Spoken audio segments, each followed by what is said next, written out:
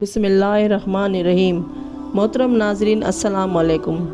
شب قدر کی رات کوشش کر کے روٹی کے ٹکڑوں پر سورہ قدر کو پڑھا کرو۔ جو انسان مفلس ہوتا ہے، جس کے پاس اپنا گھر نہیں ہوتا،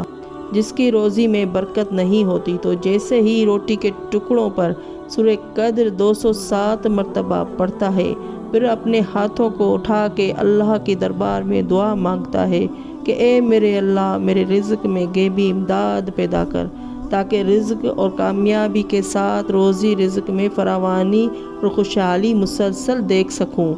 تو وہ روٹی کا ٹکڑا اللہ کے دربار میں فریاد کرتا ہے کہ اے میرے اللہ، تجھے واسطہ ہے شب قدر کی رات کا، اس بندے یا بندی کی تمام دعا قبول فرما، اور اس کی روزی اور رزق میں اضافہ فرما، اور اس کی رزق میں غیبی اسباب پیدا کر، اسے تمام پریشانیوں سے دور کر، اس کے دل میں جو بھی حاجتیں ہیں اسے پورا فرما۔ تو اسی پل سے غیبی امداد کے فرشتے اس کی طرف سے بڑھنا شروع ہو جاتے ہیں،